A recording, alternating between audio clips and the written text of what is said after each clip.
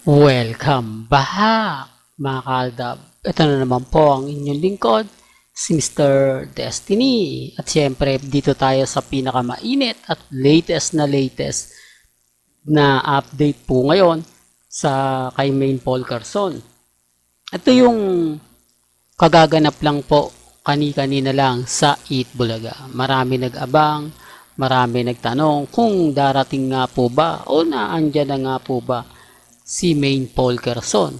Pero nakakalungkot dahil wala nga po si Mengay at sinasabi nga po raw na nasa Bangkok, Thailand. Pero bago po yan, ito muna yung mga lumabas. Ito muna yung mga kumalat po sa social media na sinasabing magkasama nga po raw sila Mengay, si Nanay Dab at si Tatay Dab sa Bulacan na kumbaga eto mga kwento na po ito na i-update ko lang po sa inyo, mga sinasabi, mga pinapaliwanag po o mga komento po sa social media, sa mga post po ng mga main fanatics. Real talk to kasi Armin, wala naman po talaga main fanatics po.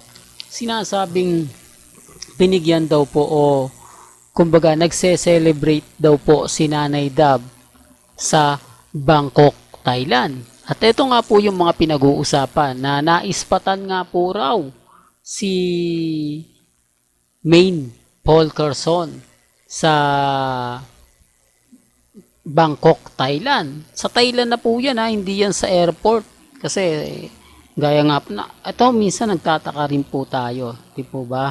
Kapag ka nasa airport ka, maraming makakakita sa'yo. Maraming mga Pilipino ang kumbaga madali kang makilala, lalo na po wala siyang face mask, di po ba?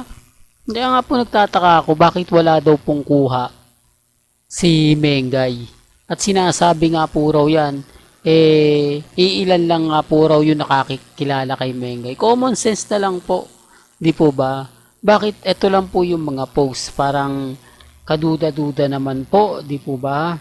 Na ito lang yung mga naglalabasan. Kasi kung titignan nyo po, si Catherine, naispatan po talaga siya sa, naispatan. Pumunta po siya sa kaarawan ni Catherine. Napakarami, doon pa lang po sa gate, o doon pa lang po sa may labas. Aba, marami nang kumukuha.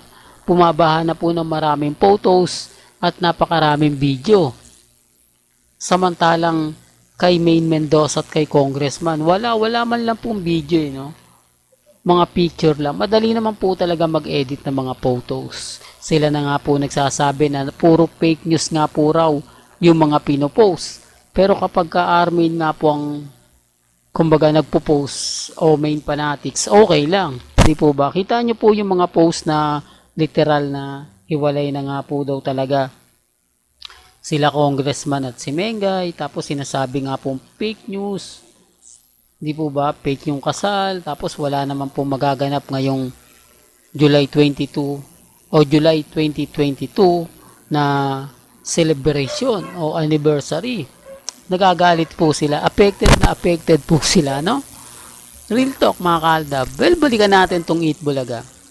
Dito po sa Eat Bulaga, hindi man lang daw po na-mention si Mengay. Hindi man lang po sinabi na kumbaga anong ginagawa ng pamilya o anong ginagawa ni Mengay sa Bangkok, Thailand. Ang dami pong mga katanungan na talagang bitin na bitin. Maraming mga update na kung saan hirap po talaga sila.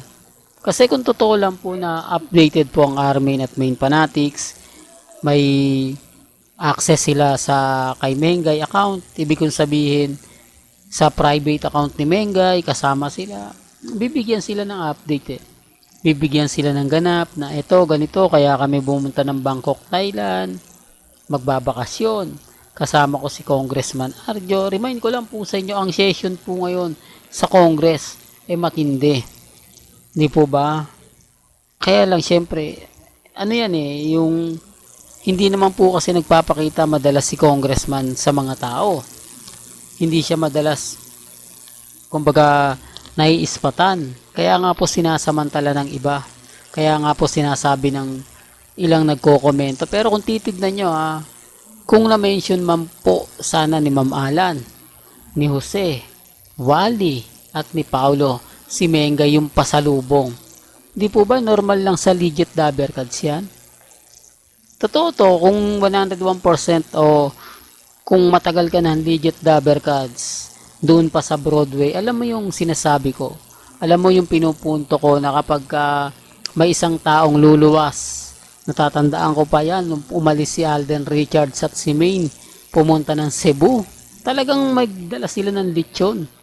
Di po ba? Isang buong lechon ang daladala nila Mengay para sa Eat Bulaga. Real talk to. Kaya sabi ko sa inyo yung mga pasapasalubong katulad ng mga lugar na pinapasyalan nila Mengay at ni Alden, talagang hindi nawawala yung pasalubong. Naging ano naman yan kumbaga naibalik naman niya. Kita nyo dati yung barangay.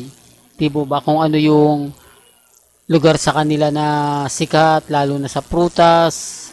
Hindi po ba nagdadala sila sa Eat Bulaga? O yung mga panahon po, nasa barangay, tapos may birthday, di po ba? Sinasabi ko nga po ito para lang po sa kaalaman ng lahat. Alam ko hindi sa akin kakampi ang mga legit dabber cards dahil sinasabi nga po nila na tapos na yung Aldab. Pero malapit na po ang anniversary ng Aldab Nation. Malapit na po ang masasabi natin na tamang panahon na darating at darating din po yan. Sa ngayon, wag po kayong malungkot, mainis dahil sa mga sinasabi nila. Wala pong pruweba na nasa Bangkok, Thailand si Mengay. Ilang post lang naman po yung nakita ninyo. Ilang update lang naman po yung nilabas nila. Hindi po ba? Kaya yung issue sa ospital, talagang nagte-trending. Ang sinasabi naman po nila kasama daw po dyan si Rhea at si Sanjo. Wag po kayo maniniwala. Si Sanjo at si Rhea nasa Hong Kong. Andun po sila sa Hong Kong at wala po sila sa Bangkok, Thailand. Bakit ko ba alam yan? Bakit ko sinasabi yan? Para lang klaro. Kasi sabi ko nga po sa inyo sa dami ng mga nalalaman natin. Sa dami ng mga posts ng kumakalat ngayon. Lalo na po sakat din. Hindi ko na po pinapansin yan kapag hindi natin saklaw. Nag-update lang ako kapag nabanggit ang pangalan ni Maine. Di po ba? Doon nga po sa post na hindi naman daw po mahusay si Mengay na artista, hindi katulad daw ni Katrina, napakaraming award.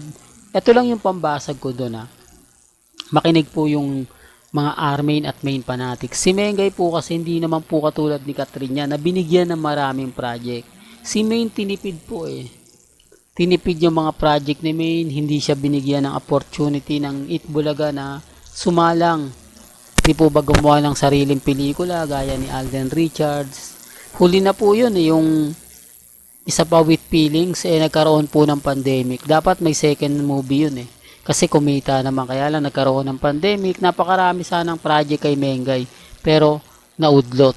Yan po yung katotohanan. Mahusay po si Mengay, kaya lang hindi lang po talaga nabigyan ng magandang break ng Eat Bulaga. Well, hanggang dito na lang po ang ating latest updates. Kaya kung gusto nyo pa po ng pinaka-latest at sariwang update, abay tumutok lang po kayo dito po sa channel ni Mr. Destiny para updated po kayo sa mga latest at sa mga bagong video po na ilalabas po natin maya-maya lang. Hanggang sa muli, salamat po sa panonood at pakikinig.